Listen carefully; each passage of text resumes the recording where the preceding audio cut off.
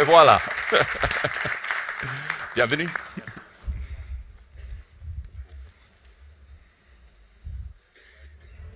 Everyone, before I talk about the revolution, let me start about what hasn't changed and is unlikely to change for a while, which is human metabolism, yours, mine.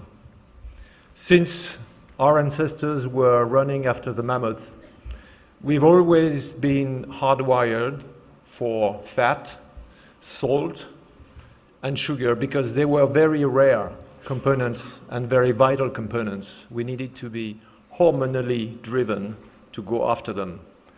But looking at this room and looking at myself, these parameters have changed quite a bit. And these had dramatic consequences. On one side, we can be proud, I think, that as an industry, we've been able to bring access to food to many, barring hunger from many places around the world. And in the same time, it came with unprecedented, probably unexpected consequences, the explosion of non-communicable diseases and the depletions of the resources of the planet. How did that happen? Well, I think it started with the fact that food is precious and we called it a commodity. It tells everything about who I am, who you are. It tells a point of view in the world. It tells a meaning in our lives. And we called it a consumable. We made it a consumer good. We let the market forces drive demand, drive supply. And we are hardwired for salt, for fat, for sugar. And the result is there because unlike what Wall Street is trying to tell us, there is no invisible hand. In particular, there is no invisible hand when it comes to do the right or the wrong thing. So the system has reached the limit, and we're pushing through these limits. So why don't we stop? We don't because the consumer does not realize. Consumer does not realize because the food system, we have disconnected people from their food.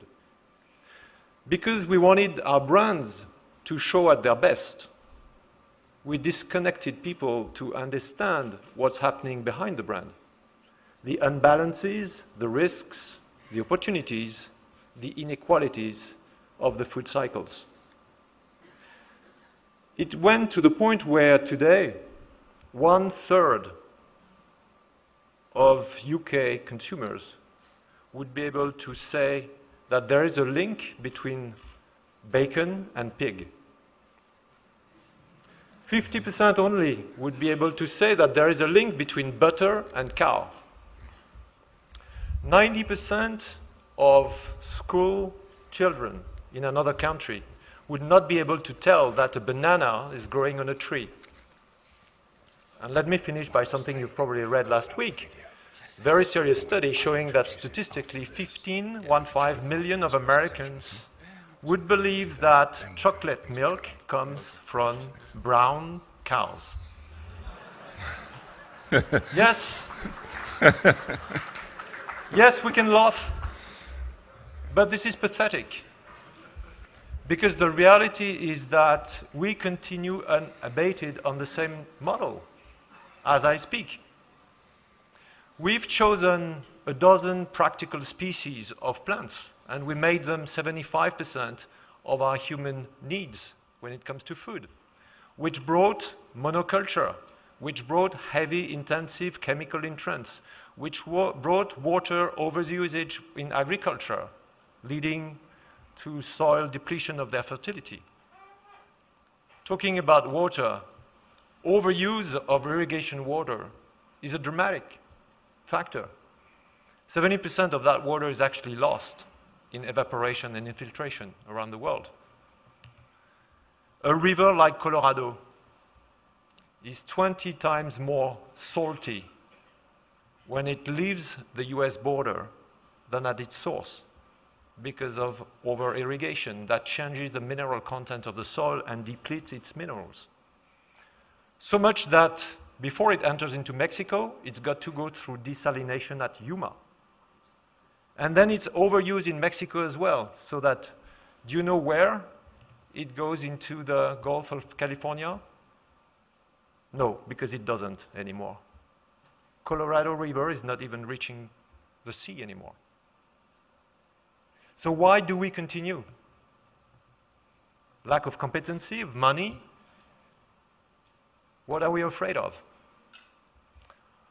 One of our leaders, a CEO fellow, said, we don't have one single more dollar to put in the health of our consumers. Do you think 500 million people with diabetes in the world would take this for an answer? 2.5 billion overweight or obese people in the world would take this for a serious answer, and 700 million family members in agriculture around the world going hungry every night would take this as an answer?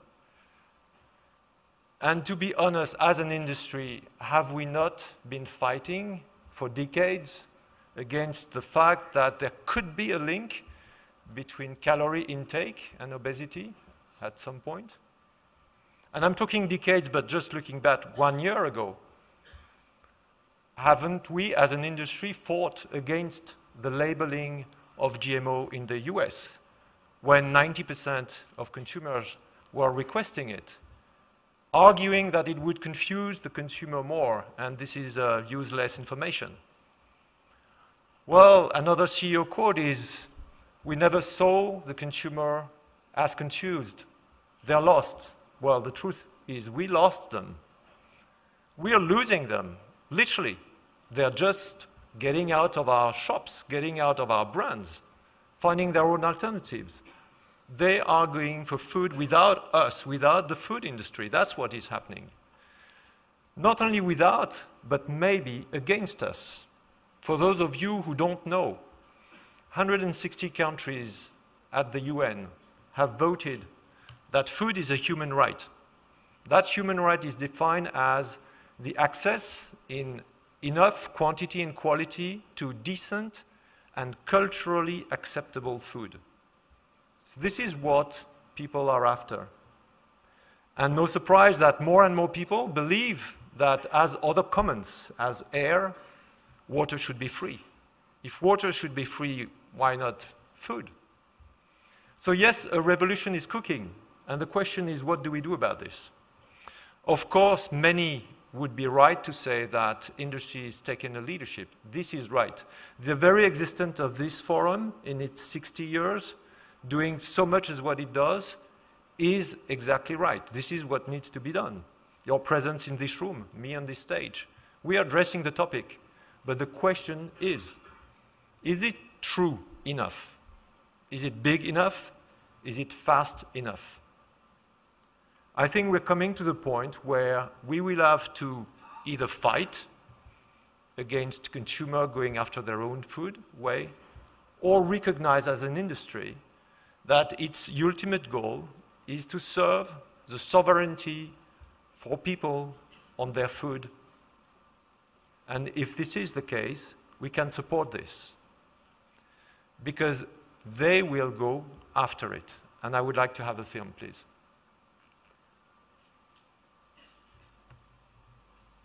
Have power. You have the power to change everything for the better. Your health, your society, our planet. You might not know you have it, but you use this power every single day. This power is the food you choose. Because everything we eat and drink affects our lives and the world we live in. Health, life, local communities, forests, farming, water, climate, tomorrow. So you can create the life, the society, the world you want, each time you eat and drink. Just be curious. Ask who made your food. Think about how it got to you. Because if you eat well, it's good for everyone. This is what we believe at Danone. Together we can inspire a revolution for an entire generation.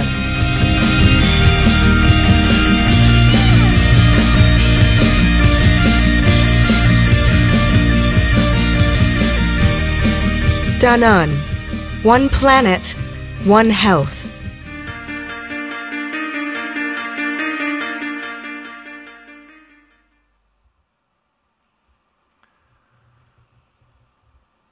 There are people that can vote, and there are people that cannot yet.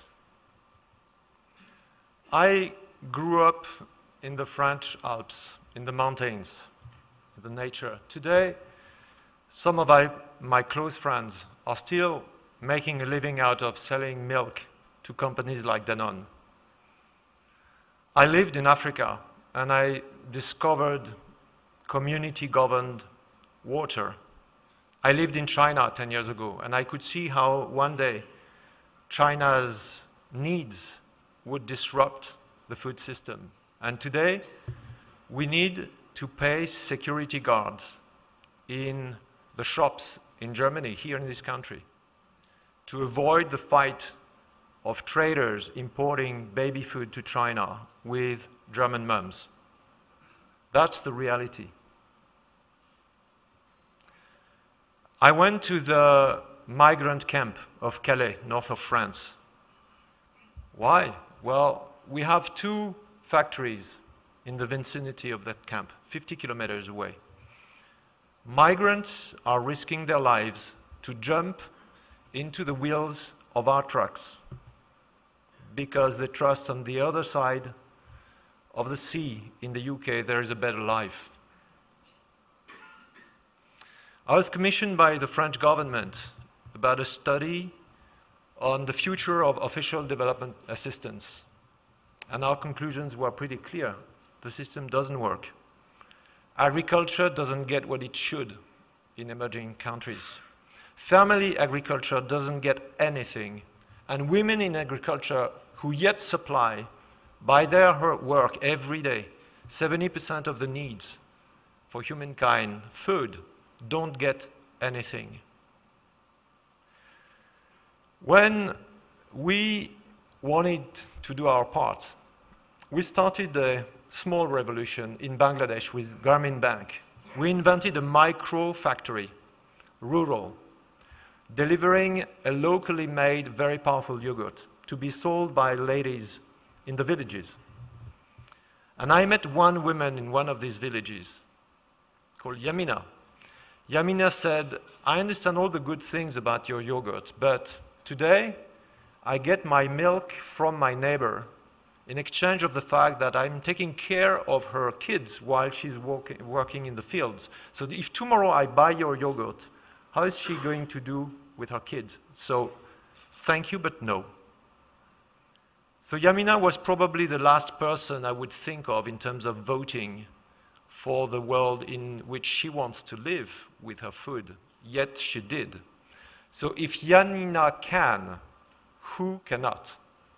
And actually traveling the world, as I'm sure many of us do in this room, we meet more and more people that are asking the question, that want to know what's behind the brand, that want to know how the food was prepared, where was it grown, who are the people behind the brand.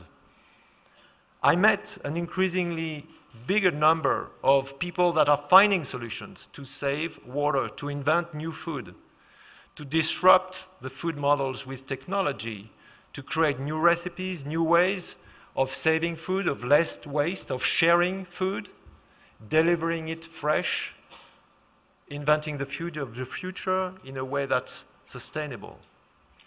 So from the homes of these people, to the markets where they shop, to the factories where we manufacture these products, to the farms, to the fields, back to nature, back to where I'm coming from, I realized that, yes, another world is possible. So why don't we start? Well, we don't start because I'm ashamed at many of the decisions I continue to make. We are so far from being perfect. There's so much yet to do that we don't know how to do better. Some of these decisions keep me awake at night. But is it good enough an excuse not to start? So we started. We asked many people in Danone to write a manifesto that has inspired this film. You have the power. So today, Danone is committing to both nourish and protect one planet, one health. You could say it's a nice intent. Where's the proof? And you would be right. We are a company like any other. We are part of this incredibly complex economy that has turned because of market forces, because there is no invisible hand other than your hands and mine, turn into a world where the wealth concentration is a huge time bomb, where food inequalities is part of the social injustice, and where there is a need to make it very clear. The ultimate goal of market economy cannot be anything other than social justice. This is a matter of business sense. Where is the proof? We decided last year to start a journey with the B Corp movement. Danone has had for many years, decades, a dual economic and social project. And we decided that we should start with that again, to declare an intent that as a company, we would not only pursue value creation, but I would be held accountable, the board of Danone would be held accountable on how we share that value, the social, environmental, societal value that we create, that we share. And this is how we created this public benefit corporation that's now hosting our White Wave acquisition in the US, $6 billion, the largest in the world. This is how, with my board consent, I went to the shareholders' general meeting of Danone last April to say that we commit as a company to become a B Corp. And I want to be very clear with all of us at Danone, all of us that may embark this movement, that this declaration for a B Corp to protect and nourish one planet, one health, is an act of allegiance sworn to the sovereignty of the food of the people and to no one else. So we started. One planet, one health surely means that we will have to disrupt many more things at Danone. We will have to accept the idea that merchant food, the way we process it, we prepare it, is only going to be one part of the solution. When we talk about sustainability, everyone, we talk about our license to operate. But when people think about their food sovereignty, they reclaim this license to operate to us. They're looking at their license to operate and how they will accommodate us as part of this license.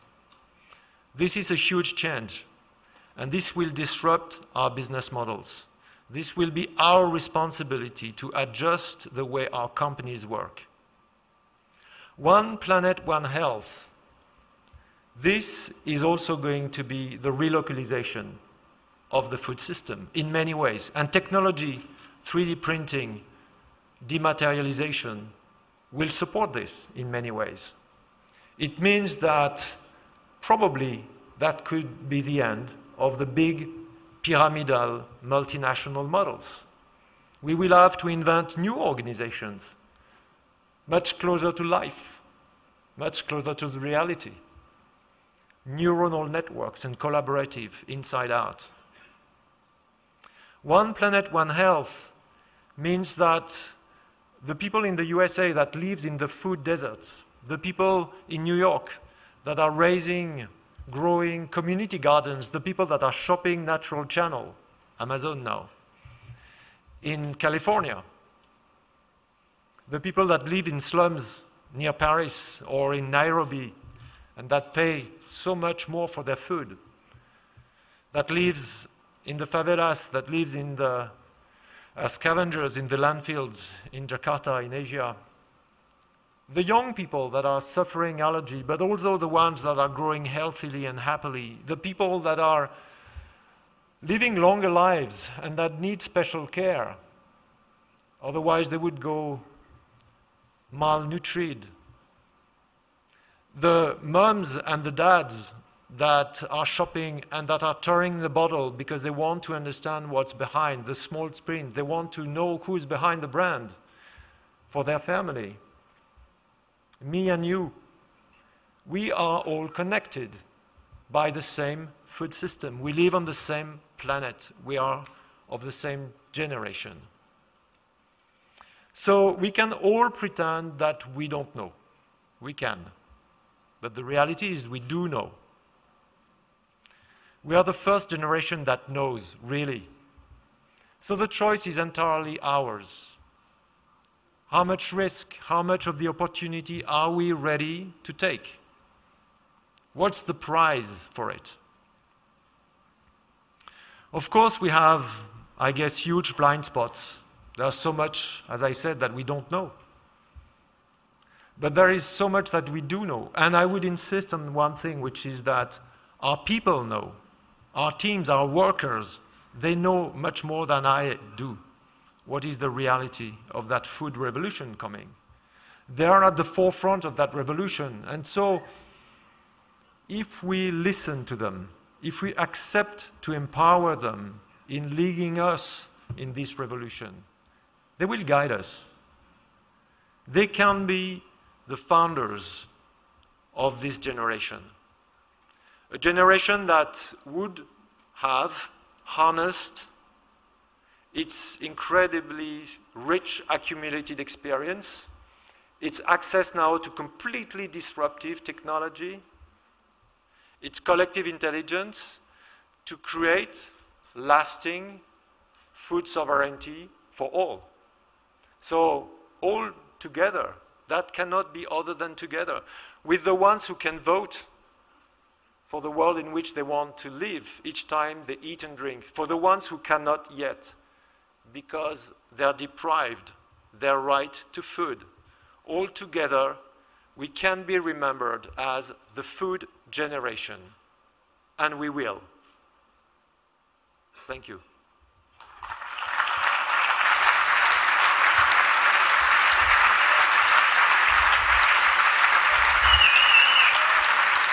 Bravo. Thank you very much.